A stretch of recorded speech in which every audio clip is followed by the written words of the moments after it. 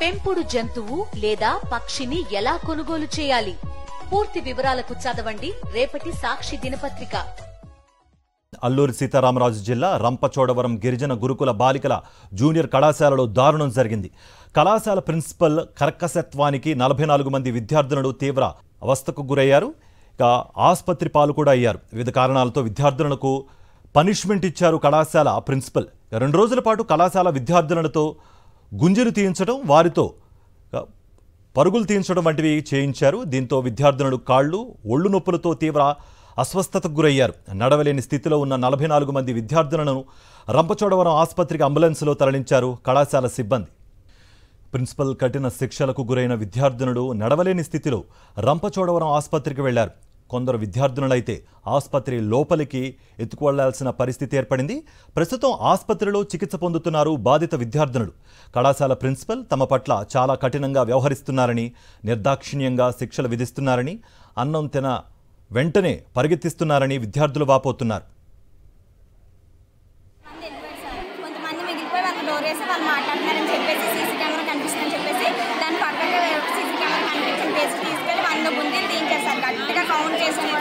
అప్పటికి వరకు ఆవిడ అక్కడే ఉంది సార్, వెళ్ళలేదు కూడా సార్. దాంతోపాటు పీడీ మేడం కూడా ఉన్నారు సార్. తను ఆవిడ కూడా సాక్షి సార్. కాబట్టి పీడీ మేడం కూడా అడిగారు సార్. ఆవిడ కూడా ఉంది సార్. మేము అన్ని గురించి తీయించినప్పుడు మళ్ళీ నిన్న తీయించే వాళ్ళకి కూడా తీయించారు సార్. 100 గురించి పాప వాళ్ళు కష్టపడి నడుచుకుంటే అంటున్నారు సార్. అది సరిపోక మళ్ళీ బాత్రూమ్స్ కూడా మమ్మల్ని క్లీన్ చేయమన్నారు సార్. నిన్నటి నుంచి మొత్తం బాత్రూమ్స్ బయట వారంటే అంటే మేమే క్లీన్ చేసి తడుపుతూ అంటే సార్. మళ్ళీ తినగానే ఈవినింగ్ 6:30కి పరిగెత్తిస్తున్నారు సార్. తినగానే ఇంకా పరిగెత్తుకుంటే స్టడీకి రమ్మని చెప్తున్నారు సార్. ఇదే అంశానికి సంబంధించి మరింత సమాచారం మా ప్రతినిధి హరీష్ అందిస్తారు. హరీష్, విద్యార్థులు తమను అవస్థలు పెడుతున్నారు ప్రిన్సిపల్ అన్నట్టుగా కూడా చెబుతున్నారు. మరి పేరెంట్స్ ఏమన్నా స్పందించారా? కార్తీక్, రంపచోడవరం గిరిజన గురుకుల కళాశాలలో ఈ సంఘటన చోటు చేసుకుంది. ఇక్కడ 44 మంది విద్యార్థులు inter first year, second year చదువుతున్న బాలికలు ఉన్నారు. ఈ విద్యార్థులంతా కూడా inter first year, second year చదివే విద్యార్థులు. ఇక్కడ రెసిడెన్షియల్ జూనియర్ కాలేజ్ కలిపి ఉంటాయి. అక్కడే చదువుకుంటూ అదేవిధంగా హాస్టల్లోనే ఉంటారు. వీరికి సంబంధించి ప్రిన్సిపల్, ఇతర లెక్చర్లు కూడా అందుబాటులోనే ఉంటారు. వార్డెన్ ఎవరైతే ఉంటారో ఆవిడ ప్రిన్సిపలే వార్డెన్ కింద వ్యవహరిస్తారు.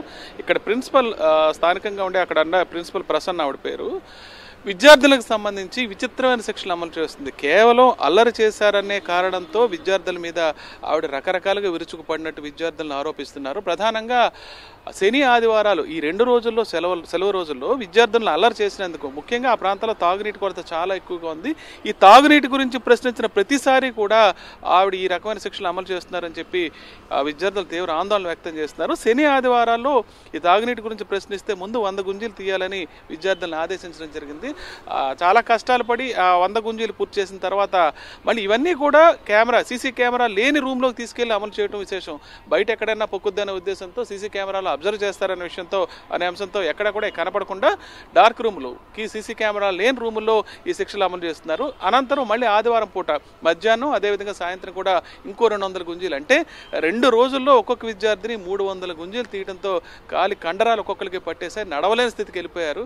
ఈ నేపథ్యంలో వాళ్ళని ఇమీడియట్గా ఆసుపత్రిలో జాయిన్ చేయాల్సి వచ్చింది. తల్లిదండ్రులు ఈ ప్రాంతానికి దూరంగా ఉంటారు, తమ పిల్లలు అక్కడ సురక్షితంగా ఉంటారనే ఉద్దేశంతో అక్కడ గురుకుల కళాశాలలో చేర్పించడం జరుగుతుంది. హాస్టల్ కూడా అక్కడ అటాచ్ అయి ఉంటుంది కాబట్టి ఏ రకమైన సమస్య ఉండదు అనుకుంటారు. ఎందుకంటే ప్రిన్సిపల్, వార్డెన్, ఇతరత్ర అధ్యాపకుల సమక్షంలోనే ఉంటారు కాబట్టి సమస్యలు ఉండవు అనుకుంటారు. కానీ అక్కడ పరిస్థితి అయితే చాలా దారుణంగా ఉంది. అదేవిధంగా మారేడుమిల్లి మండలం బోధులూరులో కొన్ని రోజుల క్రితం కూడా ఈ తరహా సంఘటనలే కొన్ని జరిగాయి. అక్కడ ఒక 2 స్థానికంగా పనిచేసే కళాశాలలో పనిచేసే వాళ్ళు కూడా సస్పెండ్ చేయడం జరిగింది. మొత్తానికి అబ్జర్వేషన్ లేకపోవటం, అధికారుల పర్యవేక్షణ లోపం వల్ల అసలు ఈ కళాశాలలో ఏం జరుగుతుందో తెలియని పరిస్థితి. ముఖ్యంగా ఎవరైతే బాలికలు ఉన్నారో బాలికలకు చదువుతున్న కళాశాలలో ఎన్నో రకాలైన సమస్యలు, తాగునీటి విషయంలో కానీ ఇతరత్ర అనేక రకాలైన సమస్యలు ఎదురవుతున్నాయి. వీటన్నిటి ప్రిన్సిపాల్ దృష్టికి తీసుకువెళ్తే చాలు కక్ష సాధింపు ధోరణులతో ఈ రకమైన చర్యలు చేపట్టడం దారుణం తెలుస్తోంది. ఈ నేపథ్యంలో స్థానికంగా ఉండే PO ప్రాజెక్ట్ ఆఫీసర్ కూడా, ITD ప్రాజెక్ట్ ఆఫీసర్ కూడా అక్కడికి వెళ్ళడం జరిగింది. అయితే ఈ సమస్యలు ఎంతవరకు తీరుతాయనే విషయం కూడా సందేహంగానే ఉంది. ఎందుకంటే అధికారులు వచ్చి వెళ్ళిన తర్వాత మళ్ళీ అధ్యాపకులు తమ కంట్రోల్లో కానీ ఉండకపోతే విద్యార్థుల మీద మళ్ళీ ఇదే రకమైన కక్ష సాధింపు కొనసాగించే అవకాశం ఉంది. కాబట్టి దీని మీద ప్రభుత్వం స్పందించాలి. పూర్తి స్థాయిలో ఇటువంటి వ్యవస్థలపైన ఖచ్చితంగా పర్యవేక్షణ లోపం ఉంది. దాన్ని ఖచ్చితంగా సరి చేసుకోవాల్సిన అవసరం ఎంతైనా ఉంది. కార్తిక్. రైట్ హరీష్.